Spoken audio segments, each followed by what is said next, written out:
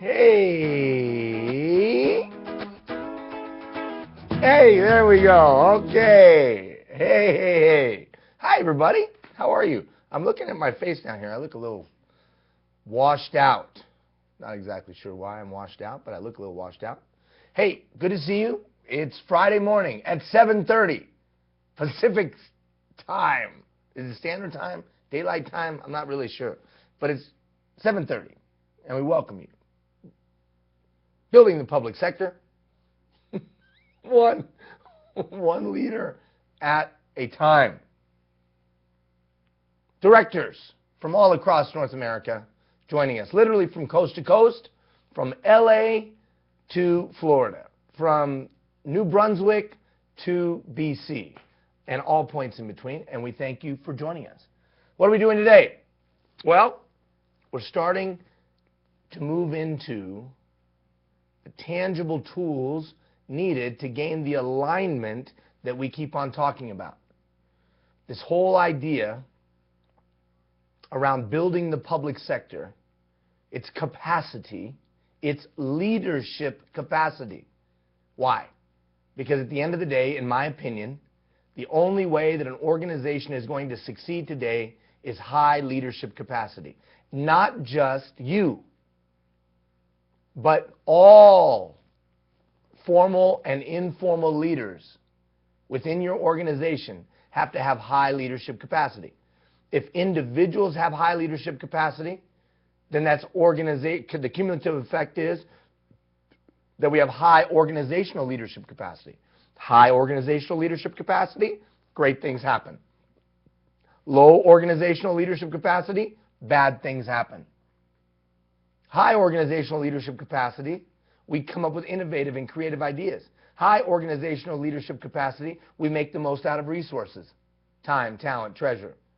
High organizational leadership capacity, we have high morale. Low organizational leadership capacity, well, you can figure it out. So this is all about your ability as an executive leader, as a director or executive leader, to create high organizational leadership capacity and gain alignment of all of your various stakeholders. Now, I know I keep on using this visual, and I'll keep on using it for the next how many ever weeks. We got to have alignment. We've got to have alignment. People need to know the goal. People need to know their role. And people need to know what winning is. Because when we do, things get done, and we're able to get more done with less. When we don't have great organizational alignment, the stated mission of the organization, then it's just like your back. When your back is out of alignment, it hurts.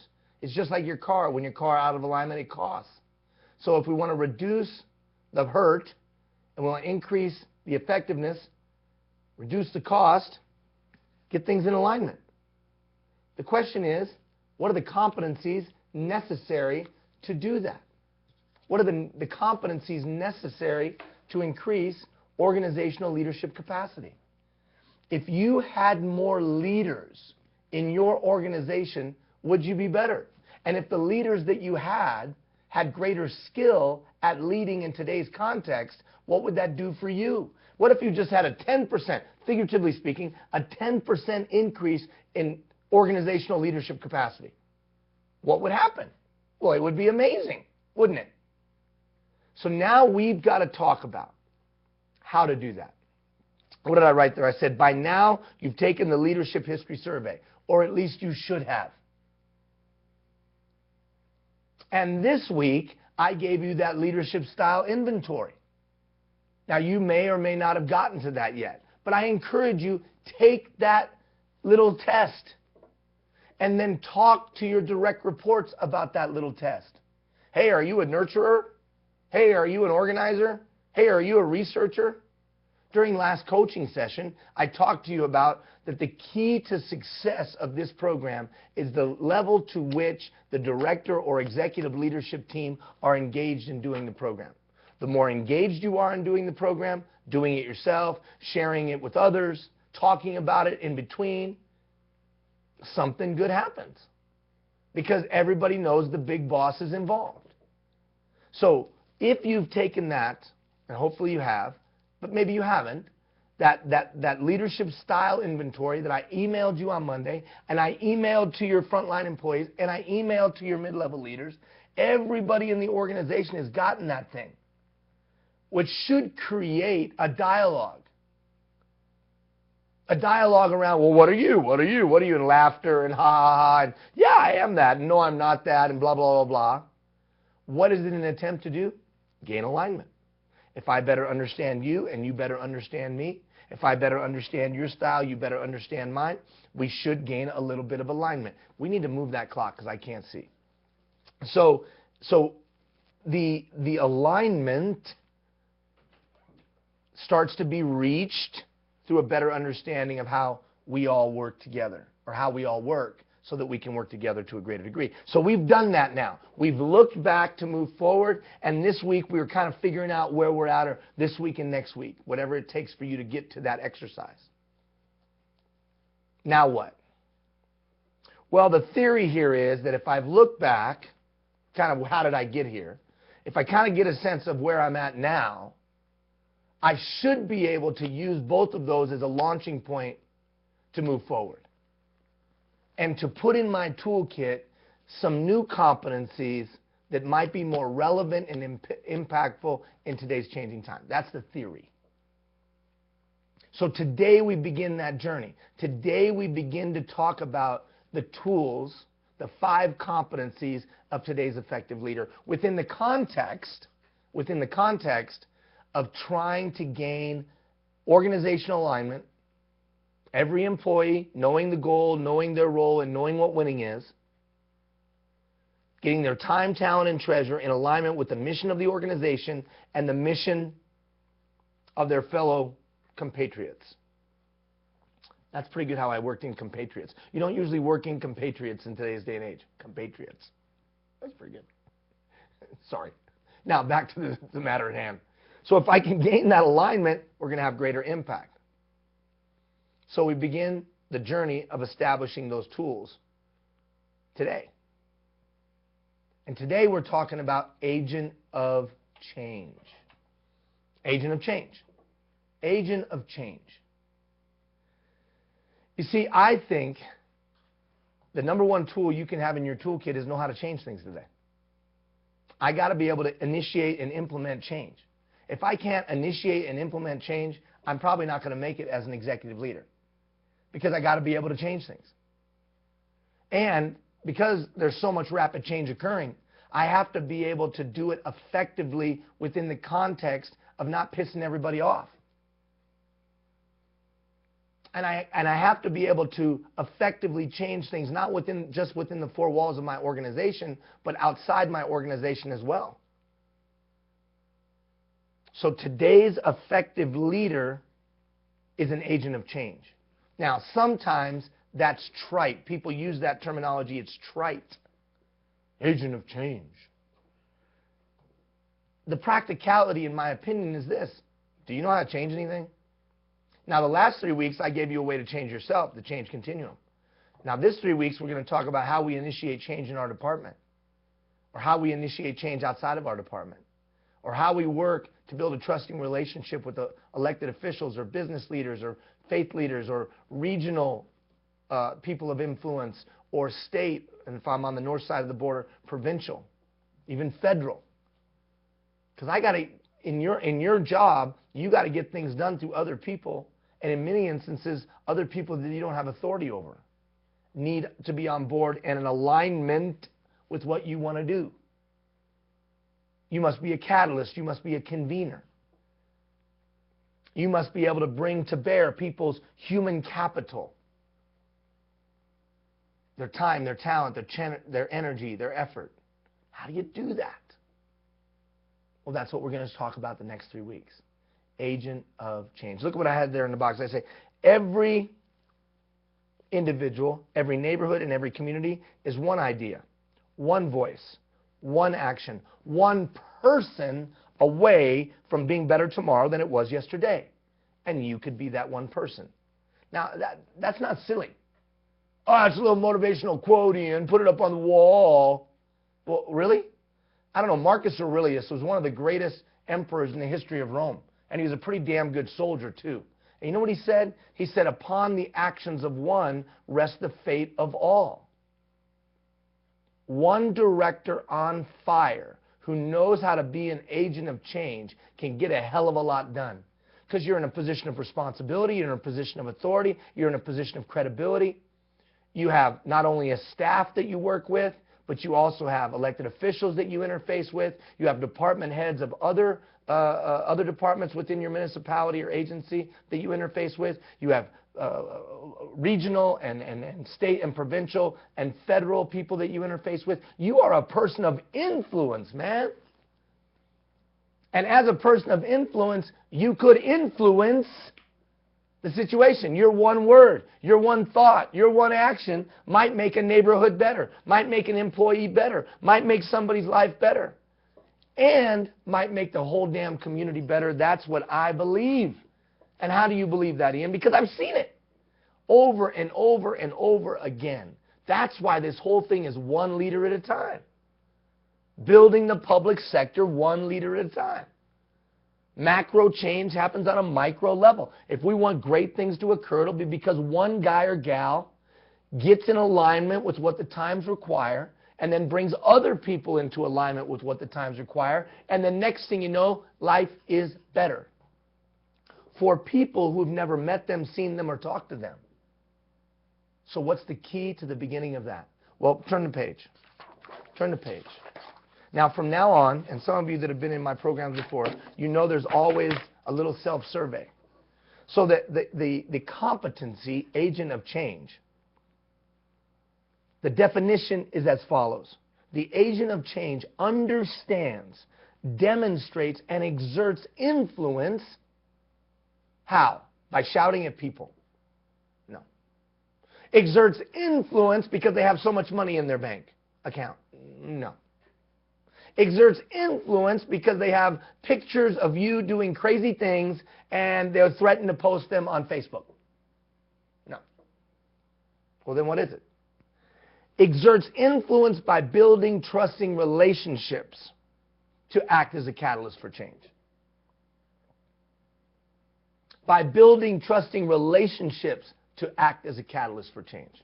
Listen to this. I'm going to read something to you. Pull out my thing here. I got to get glasses, man. I can't see jack crap. Trust is the starting point of all positive change. And it is the foundation of meaningful relationships. If there is no trust, you've got a hope in hell of making positive change happen, Jeff. But where there are trusting relationships, people will gladly give their time, talent, and treasure. And oh, by the way, amazing things will happen. So if you want to be an agent of change, if you want to initiate change, focus on building trusting relationships. Focus on building trusting relationships. Why? Because there will not be positive change if there aren't trusting relationships. Why is that? Well, because people will fight you every step of the way. People will do all that they can to sabotage because they don't trust the process, they don't trust you, they don't trust something. So they're going to cross their arms, at minimum, cross their arms and say to hell with you.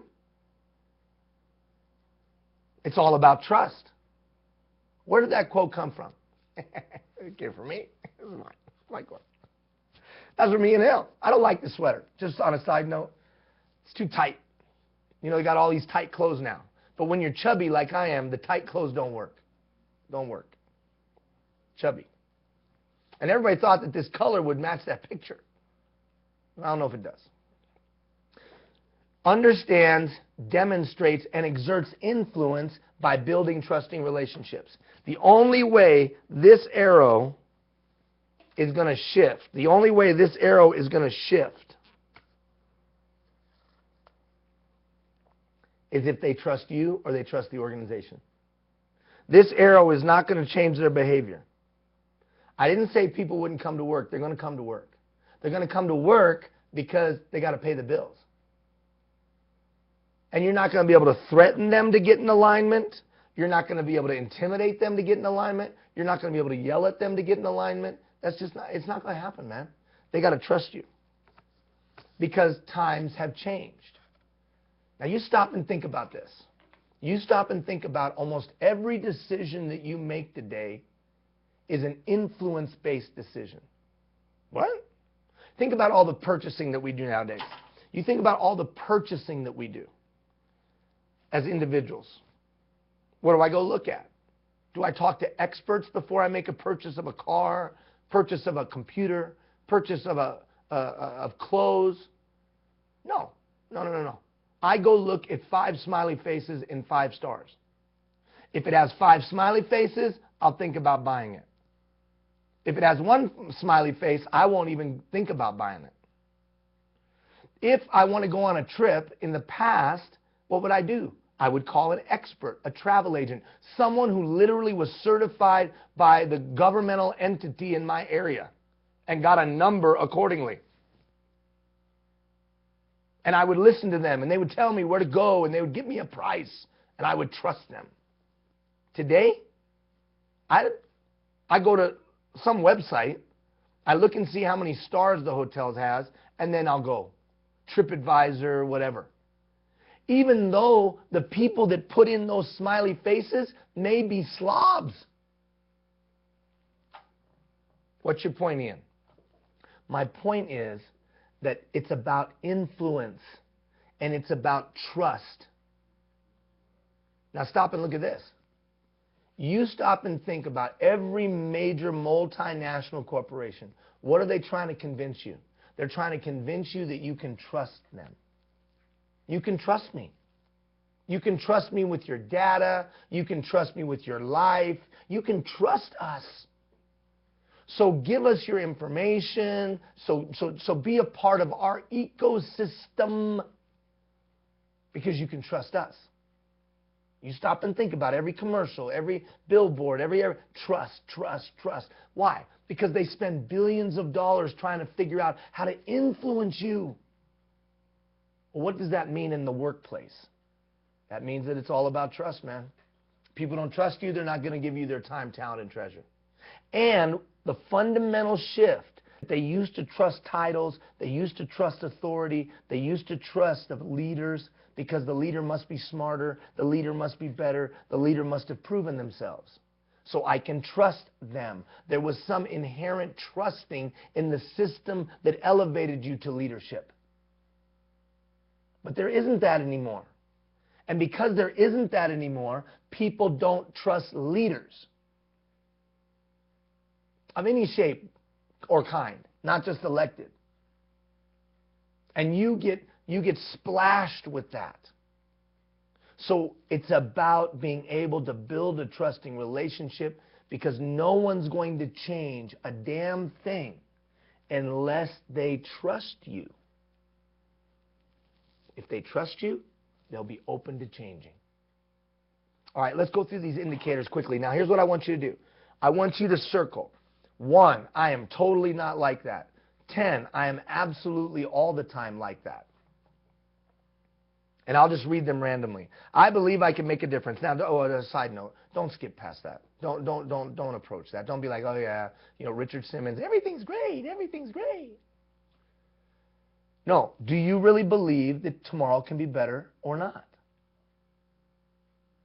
Do you believe in the human capacity? Do you believe in the potential of your employees?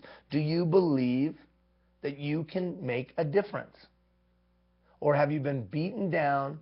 Have you been kicked around? And have you maybe even legitimately become cynical? Because nothing does change. Be honest. Where are you at in that spectrum? I'm aware that people learn and communicate in different ways. I can adapt my communication styles. Now, I'm 1, I'm totally not like that. 10, I'm totally like that. I can facilitate activities that will help remove attitudinal barriers. Attitudinal barriers, the most difficult barrier to remove. Attitudinal barriers. I think of what I want the outcome to be before I begin things. Covey called it starting with the end in mind. Beginning with the end in mind. I think of what I want, I think of the impact of my thoughts, my words, and my actions on others. I keep an even keel despite the ups and downs of life. I can facilitate activities that will help remove attitudinal barriers. When I recognize attitudinal barriers, do I know how to remove those attitudinal barriers? I can influence the political decision-making process. I'm aware of relationships between community sectors, voters, constituents, and stakeholders. I apply strategies for ensuring positive media relations. I enable groups and organizations to collaborate and achieve synergy. I have positive relationships with elected officials as well as community and corporate leaders. Very, very important, especially when advocating for the betterment of our infrastructure. You got to get all those stakeholders to understand the value of what you and your department do every day. Do you know how to do that? I apply diverse and sophisticated facilitation model skills and techniques. Am I a 1? Am I a 10? Am I somewhere in between? Why do you do this little survey? You do this little survey to help you focus your learning energy over the next 3 weeks. So when I'm throwing a bunch of stuff out there, you know what stuff to grab that might be the most impactful for you, because you have proactively established the areas of growth for you personally. Okay? All right, turn the page. So it's all about trust today. People are not going to give you any time, any talent, or any treasure if they don't trust you. The mystery juice, it's invisible juice. Wow, dude. How you guys like my new haircut? You like it? You like my new haircut? I hate the sweater, man. Nothing's going to get done without trust. No one's going to give you their time, talent, and treasure without trust. I didn't say they won't come to work. They'll come to work, man. They got mortgages to pay. But will they give you their best? If you can create an environment of trust, then people will get in alignment. The challenge is, in today's day and age, we've got a lot of distrust and mistrust happening because wages have been frozen in some departments, because there's been reorganization in some departments, because down the road somebody's benefits were cut. So people are on the outlook for their benefits to be cut, their retirement, pension, and the like. The winds of change and all of the news and the bashing of public servants. Oh man, I'm going to tell you something. Toxic environment where there's not a lot of trust. Management, employees, and the like, and there's not a lot of trust. Tough. And then we get gridlock and nobody changes. The only problem is, as we've discussed before, progress and change are indelibly intertwined. There can be no progress without change. So then what are the keys to building trust? Well, I'd like to go through them because they're not as obvious as you may think. In many of your departments, you have 6 generations in the workplace. 6 generations in the workplace. So the techniques that you used to build a trusting relationship in the past were people you could relate to because you understood their situation and they understood yours, or you came from the same worldview. Well, that's not as likely today. They aren't from your clan. And I mean that very loosely and figuratively. Today, you're dealing with a bunch of people who are not from your clan, man. And do you know how to build a trusting relationship with someone who's not from your clan? Most people don't. So let's just go through this. Let's just go through and talk about some proactive ways that you could build trust with your direct reports and with your department as a whole, and people of influence outside the 4 walls of your department. So where does trust come from? I found that today people trust others who are vocationally competent. We trust people who are competent. We'll give our hopes and dreams and aspirations to people that we believe to have a half a brain in their head, that have a plan, that know what to do, that we perceive are competent vocationally. Now the challenge is, when you become an executive leader, you can't possibly have vocational expertise in every area of the department that you oversee. And whether you came up through the ranks and started as a guy driving a plow, or you came up on the engineering side, Either way, you can't possibly know the jobs of all of the different people in your department. So vocational competency really is about, and what I mean by it really is, what value are you bringing people? Is the value that you bring is that you know how to create a positive environment? Is the value that you bring you're a great problem solver? Is the value that you bring is you provide a great listening ear, you're a great teacher? Is the value that you bring to the department that you work well with other leaders within the municipality or the agency, and so things are smoother for your department? Is the value that you bring is you know trends and innovative ideas and you bring them to the department? What value are you bringing? And I mean that sincerely. Write it down. What is it that these followers look and say, damn, that dude is good at that? Because that's the beginning of trust. Now, on a side note, when we're not vocationally competent, we should just admit it. We should just say, I don't know how to do that. You know how to do that better than I do. But there better be something that you can hang your hat on, that the followers know they can count on from you, that will bring them value. And I would suggest you need to identify it proactively. Trust comes from open communication. You know, this whole idea of the open door policy, we're not going to talk about it today, but I think the open door policy is a joke. Because nobody walks in the open door, or they rarely do. And they especially don't walk in the open door with something that is, you know, big. Why? Well, because they don't want to lose their job. So open communication, which we will talk about when we talk about systems, we'll talk about tangibly how to gather thoughts and ideas and concerns.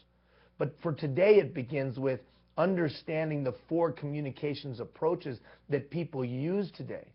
There's 4 communication filters, if you will.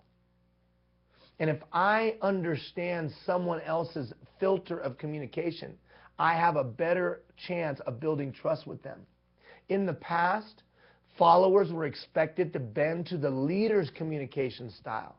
I will figure out how my leader communicates, and I will bend to them. Well, those days are gone. People are like, whatever, dude, I don't care how you communicate. You know, I'm an as-is purchase. You better figure out how to communicate with me. And that's people's attitude today, because they don't have the respect for authority that they once had. They don't hold authority into the regard that they once did. So today, I better understand the communication approaches of the people that I interact with and bend my style to meet theirs if I hope to build a trusting relationship. So there's 4 communication styles. The fact-based communicator. That's the linear communicator. Not necessarily just numbers, although that's where our mind goes initially. It's not just numbers. It's also that they like things sequentially laid out. If you come to them and start giving them random ideas and don't walk them through the sequence, they're not going to hear you. It's going to go right over to their head. Do you know someone, or are you a fact-based communicator? And when other people aren't, does it frustrate you? The emotion-based communicator. This is the individual who whatever they're feeling right now is what you're going to get. And that's how they filter everything they hear and everything they say, how they feel. The values-based communicator, what does that mean? That's the individual who has taken the unique values that they had. What are values? That's just the way I run my life. Even the mafia has values. If you know the mafia's values, you probably have a better chance of communicating with them. It's probably not the greatest example, but anyways, makes the point. So what are your values?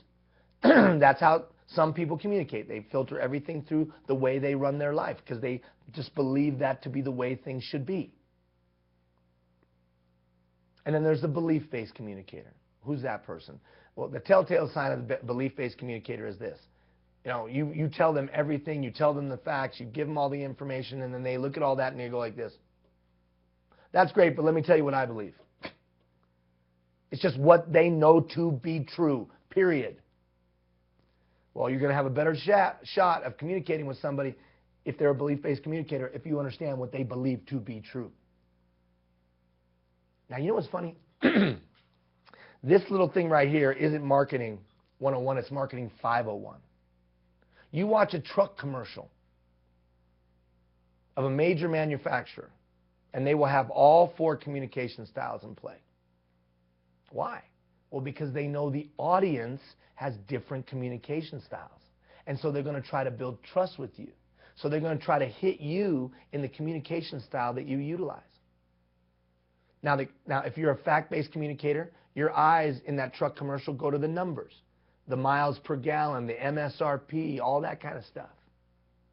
If you're a values-based communicator, when you hear Dodge truck is because Americans are strong, and if you're a strong American, you drive a Dodge truck. Right? The emotion-based communicator. That's for the half-naked girl that's squirming around on the hood of the truck. That's for you, brother. Because you're that emotion-based. That touches, hey, man, maybe I'll get a chick like that if I drive that truck. Or whatever. But you watch, in 1 minute, all 4 communication styles are in play. So why? What does that mean for you? That means, and what we should glean from that, in my opinion, is if I want to build a trusting relationship with a group, I better make sure my communication is peppered with a little bit of all 4 of those communication styles.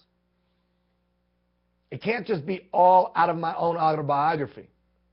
I can't stand up in front of the group and expect that I'm going to get the best of their time, talent, and treasure if I just communicate through my one approach of communication. It's not going to work. So I better make sure that I got a little bit of fact in there, a little bit of emotion in there, a little bit of our values in there, and a little bit of our beliefs in there. And I got a greater likelihood of gaining alignment and marshaling the human capital around me. I got 2 exercises for you when it comes to listening. Well, on a side note, why is it so hard to listen?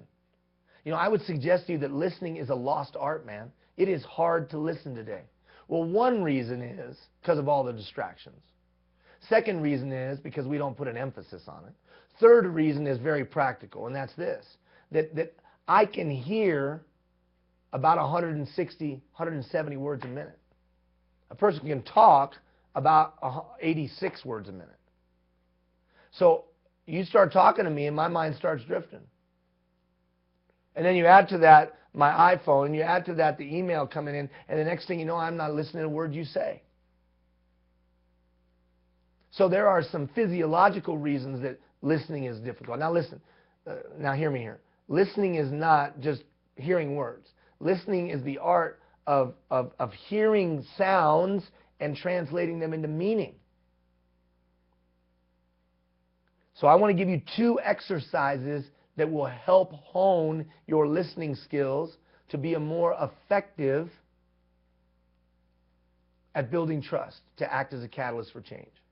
First, for the next few days, let's say next 5 days, I want you to listen to people like they're going to die at midnight. What? Yeah, I want you to listen to people like they're going to die at midnight. I understand. If you knew that the person standing in front of you or sitting in front of you at any given time was going to leave the planet at the stroke of midnight tonight, they were going to die,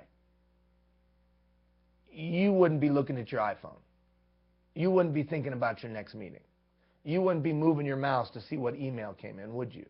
You would be focused exclusively on them. You'd be listening with your eyes. You'd be listening with your ears. You'd be listening with your intuition. You'd be listening. How many of you have ever had a big mushroom cloud of a problem in your department, and you say to yourself, damn, if I had just known about that before, I could have fixed it? And then your direct reports are like, hey, we tried to tell you. You never told me. Well, yeah, we did. What they're really saying is you didn't pay attention to the cues. You weren't listening. You weren't fully engaged. You weren't fully in the moment, or whatever the heck words you want to use. You weren't listening to us. So, for the next few days, I want you to listen like people are going to die at midnight. Give them your full attention. That's an intangible exercise to perfect your listening. Here's a tangible exercise. I want you to send out a survey. I want you to send out a survey And that survey is going to have 3 questions. Question number 1, what am I doing right? Question number 2, what am I doing wrong? Suggestions for my improvement. Question number 3, if you could send me back to class, or school, I'm sorry, what class would you make me take? If you could send me back to school, what class would you make me take? In other words, that's a funny way of saying, what do you think I need to learn? Now, what's the purpose of this exercise? The purpose of this exercise is for you to gain feedback. Because feedback is the breakfast of champions. Athletes want to get better, they watch game film. Singers want to get better, they go to a vocal coach. Well, if you want to get better as a leader, ask the people you lead their opinion of your performance. Now, when I used to lead a big group, 1,100 people, they got to give me feedback twice a year, every one of the 1,100. And my direct reports, they got to give me feedback every 90 days. Now, let me tell you how to do this. 1, send it out anonymously. In other words, send it out and ask them to respond to you anonymously. They put it under your desk, or maybe you could go to Monkey Survey and develop the 3-question survey. They could send it back into you, or Google Apps. If you have a Gmail account, you can set up a little survey and it'd be totally anonymous. Or the simplicity of it is just put it on a sheet of paper, hand it out and tell everybody to put it in your box or slip it under your door. Anonymously. That's step number 1. Step number 2, take the feedback and do something with it. What? Take the feedback and do something with it. Now, in the coaching session, I'll tell you what you could do with this stuff. But the bottom line, I'll tell you some tips and ideas of what the answers could mean, and I'll tell you some steps that you could take. But the simplicity is this. Imagine if your boss sent you a survey, lets you respond anonymously, and then you saw them working on the things that you were giving feedback about. How would you feel about them? Would you respect them more? Would you have a greater feeling of allegiance to them? Would you trust them a little bit more? Yes, you probably would. Because in today's user-driven society, people want to have a say. And not only do they want to have a say, but when they see others do and react and move off of the suggestions they give, the trust level goes up significantly. This is a proactive way that you can build trust with your people. So an intangible exercise, listen like they're going to die at midnight. A tangible exercise, make sure you send out this survey and then start to do it regularly. At least 3 times a year for the people you directly supervise. Clarity of outcome. People will trust people that they perceive to have some clue of where we're headed. Where are we going? What are we doing? In a moment, I'll say to you that vision drives change. How are you articulating the vision of the organization? How have you articulated in 2013 what our goals are for the year? Do you meet at the beginning of January, like in January? Do you already have meetings scheduled to go and meet with every employee group and explain to them exactly where we're going for the year? Or are they involved currently with some kind of planning process where you've gotten their feedback of where they think that things should go for the year? Have you sat down with employee groups and talked with them about the value and the purpose and the mission of the organization and how the organization touches every citizen from cradle to grave?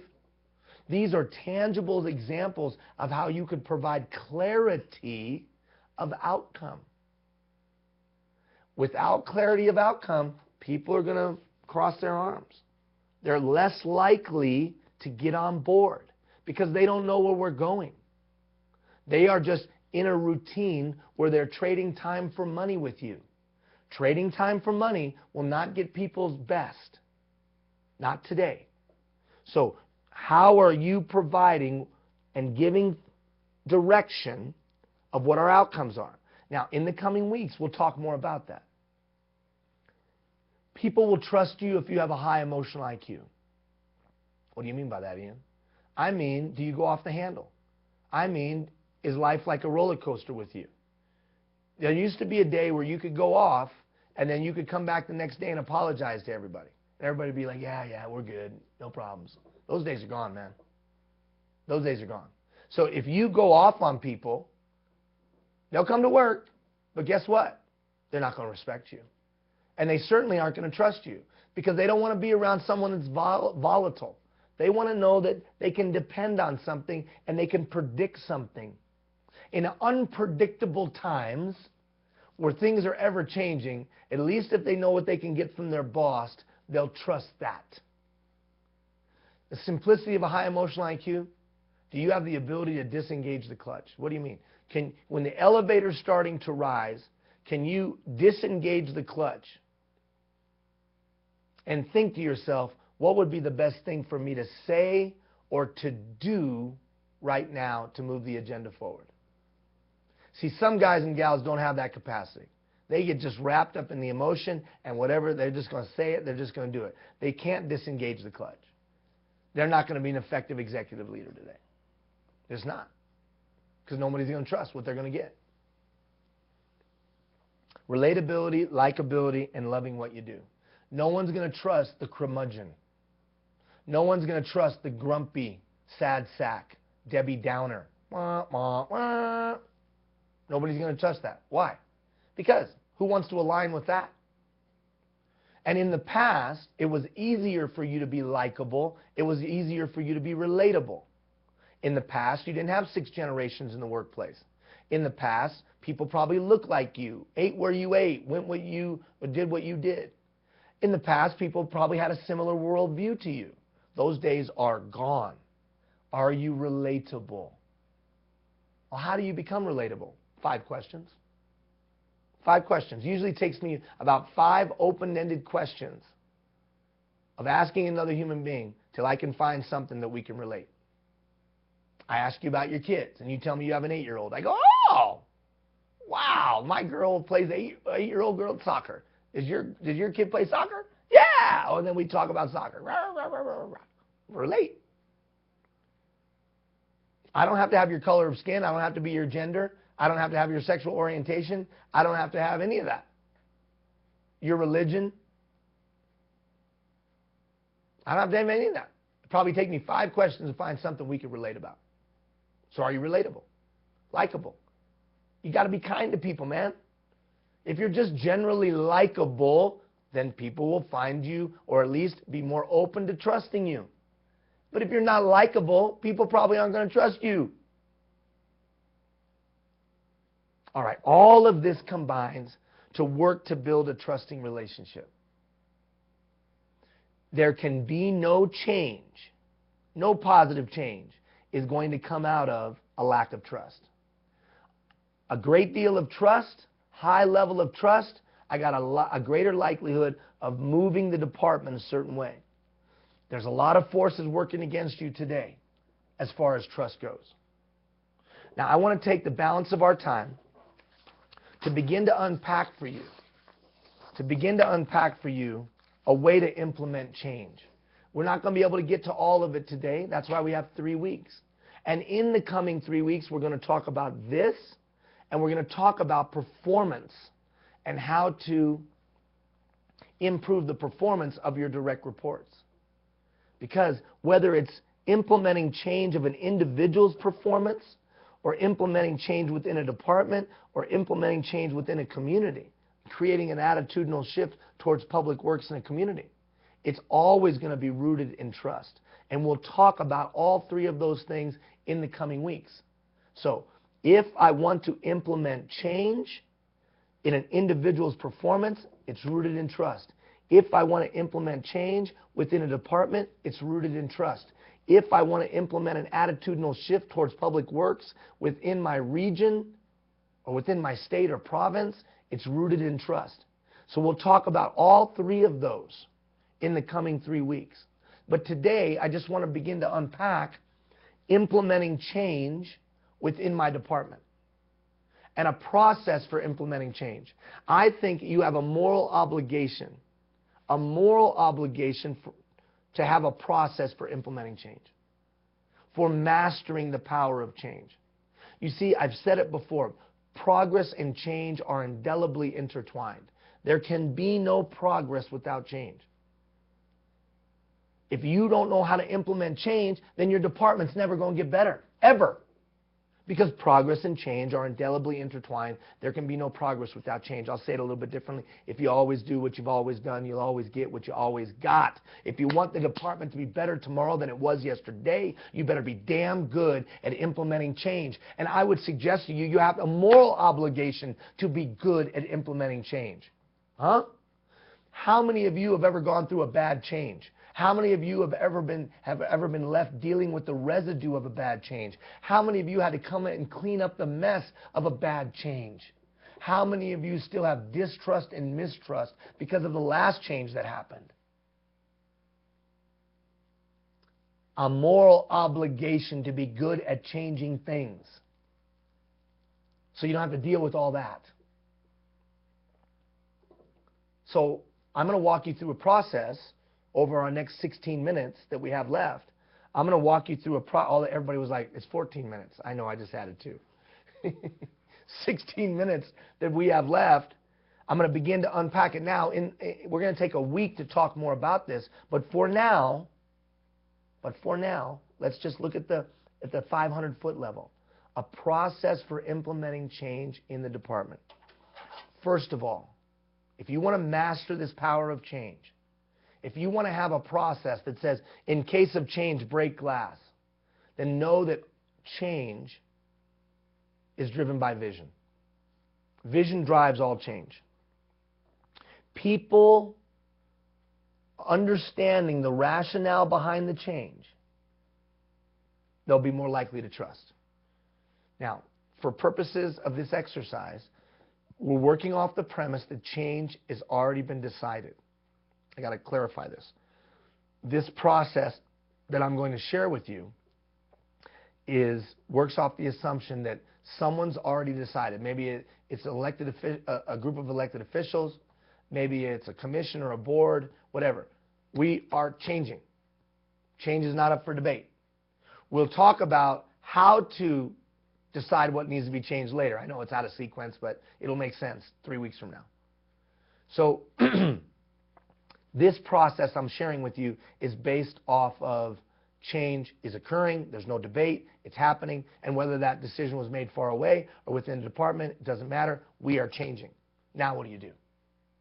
Well, now you've got to be able to explain to people why. Through those 4 filters of communication. Why are we changing? Whose bright idea was this? And why is it happening? It is important to recognize in today's day and age the degree to which we can give people some self-determination, some self-reliance, some feeling that they have some control, the greater likelihood it is. So it might sound something like this. I know we're not excited about this change. I know you weren't consulted. I know you weren't even involved with the decision making. However, we're going to allow you to be a part, and we want you to be a part of how we implement that change. Just that little bit of self-determination makes it a lot easier. So when we sit down and explain to people what we're trying to accomplish, or the why, so put that there, the why of the change, it makes the how a lot easier. If we make them aware of the why and then include them in the how, the trust level goes up. They weren't involved in the why. That's too bad. But they can be involved in the how. And this process gives that opportunity. So I've got to be clear on why we're changing. I got to be able to explain the impact positive or the impact negative of not changing.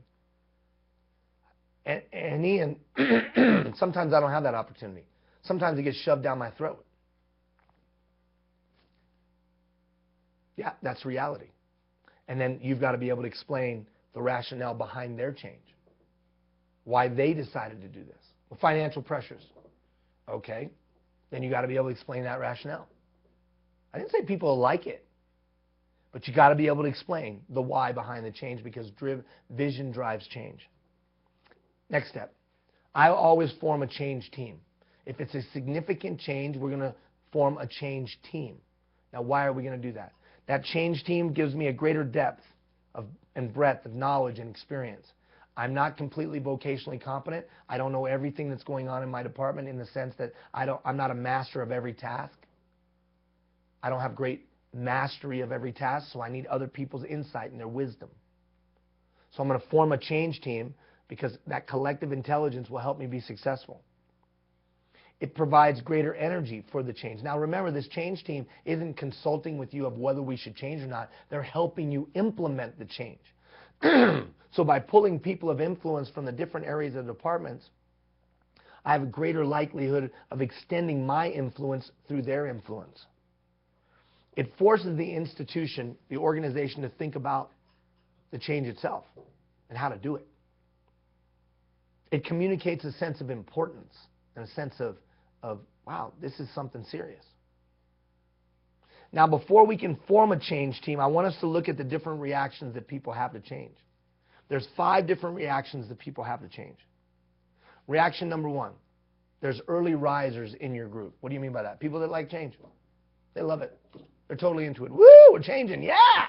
They do things in their life just to create havoc so there's change going on. They like change. You know people like that. You may even be annoyed by people like that. They like changing things. Then there's the early adapters. These are people that are okay with change. They don't have a problem with change. They're good with change, as long as you can explain the reasons behind the change. So they're not one of these people like, I'm totally against change. I want things to stay the same. No, they're open to change. But wait a minute, let's not just change for change's sake. And that's an important differentiation between the early riser and the early adapter. Early riser, they'll just change for change's sake. Early adapter is only changing if you give them some explanation. If it's reasonable to them, they're on board. Then there's the crowd. You can write next to them sheeple. Sheeple. The crowd is sheeple. Sheep people. Now, I'm not being disparaging. I'm just saying this. They don't care. They are indifferent to this specific issue. You have been like that before. Whatever, I don't care. You've been like that. So don't be disparaging to them. If the polarity within the group is positive, they'll pull positive. If the polarity in the group is negative, they'll pull negative. The crowd, sheeple. Legitimizers. Now, what's the story with them? The legitimizers, these are individuals who gain their legitimacy because they say or do what the crowd is unwilling to say or do. They gain their legitimacy from the crowd because they raise their hand. They gain their legitimacy from the crowd because they write the letter. They gain their legitimacy from the crowd because they stand up. And we think they're negative. We think they're resistors, but they're really not. They care deeply. That's why they say and do what they say and do. They ask questions and really want answers because they care. And then finally, the resistor. Now, I'm not judging them, but they're resistant for whatever reason. It might be because they're going through a major divorce and work was the only stable place. Or their kid's going through rehab and their life's in turmoil, but work was stable and now you want to change the one stable thing that they had. So they resist the change. 5. Now look at that. 2 of them are probably going to be on board if I can give them some vision. The third group is going to go the direction that there's the strongest polarity. Who do I need to focus my limited, my finite amount of time, energy, and effort on? The legitimizer. They are a person of influence. I need to build a trusting relationship with that person of influence within my department. But frankly, I need to build a trusting relationship with the people of influence outside of my department. That business leader, that community member, that whoever. I've got to build trusting relationships with the people of influence in my community to get things done for my department. That's a fundamental shift. So you can't just focus on this strategy within the 4 walls of your organization. As an executive leader, I got to work this strategy outside the 4 walls, and I'll give you a way to do that in the coming days. So I formed my change team. Now you see that in some small font there. So what am I going to make my change team up? Early risers, early adapters, but you better have a couple of legitimizers on there. How big should my change team be? Depends on the depth and breadth of your change. Like I said, we'll unpack this for a week. I'm just giving you a high level. Strategy for change. There's two things that we're going to have. Timetable for change, task list for change. So the change team, you're able to sit down with them and say, hey, everybody, give me your feedback. You know we have to do this change. That's not up for debate. So tell me, based on your vocational expertise and your vocational knowledge, what are the steps you think we should take? And they're going to tell you. And then you're going to say to them, and what timelines would you put on each one of those? Well, I'd put the timeline of never. The timeline for me would be never do it. Well, that's not up for debate, brother. We're doing it. So based on this, tell me the timelines. And before you know it, out of that discussion, you're going to have tasks and times. Now, the next thing that I would do with that is I would send that out to everybody that's going to be impacted. Send that out to everybody that's going to be impacted. Why would I do that? Because I'm going to give some sense of self-determination, which will create a sense of self-reliance.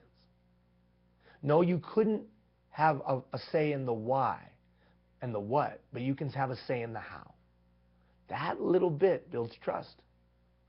And they're less likely to sabotage something they have input on. So you take the task list and the timeline, and you send it out to all the stakeholders that will be impacted. And you say, here's our task list, here's our timeline, what do you think? And then people can give you feedback. I think we shouldn't change. That's not up for debate, brother. But what you can give input on is the steps we're going to take. Do you think these are sound steps? It could be positioned something like this. I know you may not be excited about this change, but at least you have a say in how it goes down and how it happens, so that we can mitigate the risk of a crappy change. Most reasonable people will buy into that. Now, once I have that task list and timeline, I've sent it out to everybody. I give them a time frame, even if it's one day, week, whatever, to give me feedback. We adjust accordingly. And now we're ready to implement the change. Because we have vetted the change approach or the action steps that we're going to take and the appropriate time and the corresponding timelines. We've vetted it through the stakeholders. Now whose plan has it become, Jeff? The stakeholders' plan. It's become the stakeholders' plan. They had a say. Now what happens when somebody says this? I knew that wouldn't work. Really? How come you didn't say anything back here? I gave you a chance to give input. You had input that you knowingly held back so that it would be sabotaged. Now, don't I have a direct path for accountability? I absolutely do. Direct path for accountability, which we'll talk about another time. So, implementing the change. I got 3 minutes left. Now remember, because we have 3 weeks to talk about this, I just have to whet your appetite, and then I can unpack it over a couple of days via email to you. That's why you got to check your emails. You know what? The emerging leaders is about 80% of them are opening their emails. Frontline, about 80%. Out of you directors, about 50%. Open your freaking email, dude. I don't have time. Well, then go in the archive and look at the archive. Set the pace, set the example for the rest of your staff.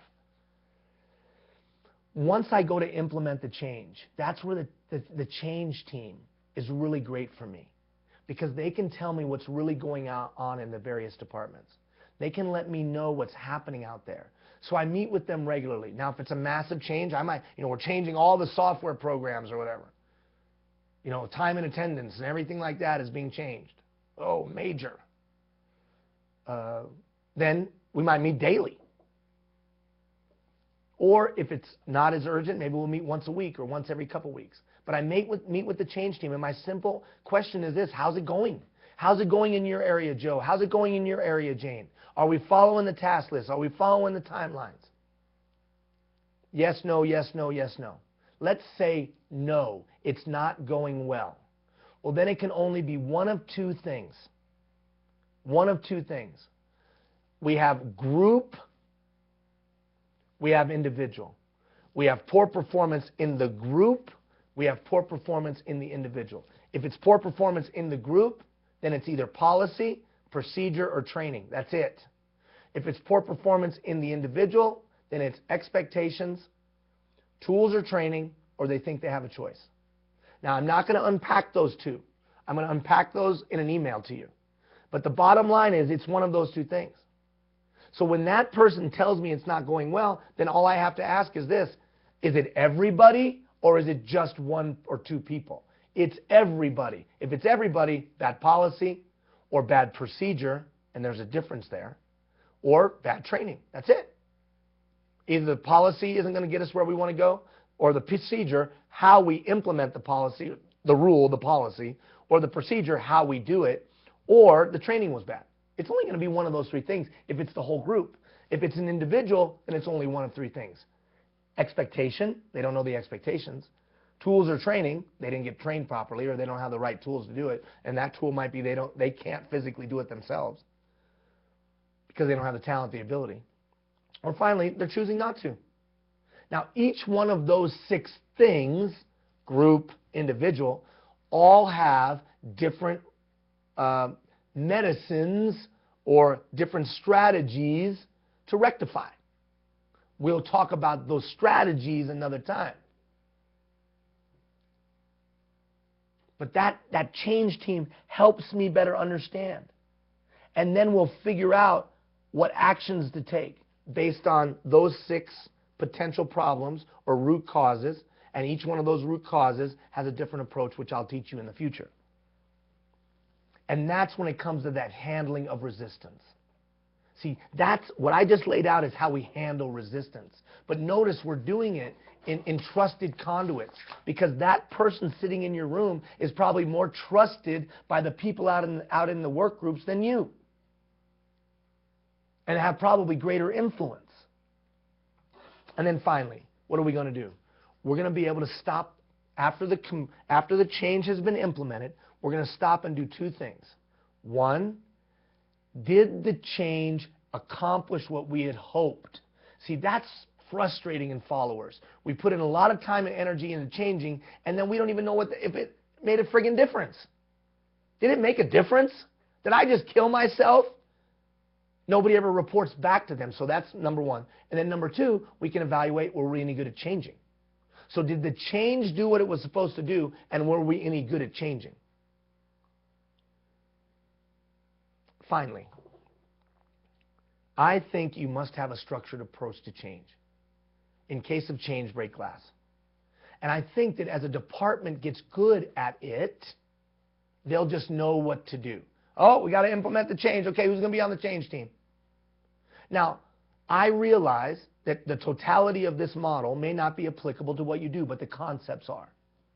The concept is, you have a moral obligation to have a process and be good at changing. A moral obligation. And the agent of change knows that, whether it's individual change, organizational change, or attitudinal community change. It all is based on your ability to build trusting relationships with people. Over the next 3 weeks, I'm going to give you some ways to, 1, implement change within your organization. I'll unpack this to a greater degree. 2, implement change in individual performance. 3, implement attitudinal change amongst people of influence in your area towards the value of public works. That's what the next three weeks will entail. We've run a little long. I'm sorry. We'll check in with you on Monday, and there's going to be a lot of stuff covered over the next 3 weeks. But it'll be in little 5-6 minute blips at a time, okay? Thank you for being with us. I'll be in the chat box for the next 5 or 10 minutes. Take care, everybody.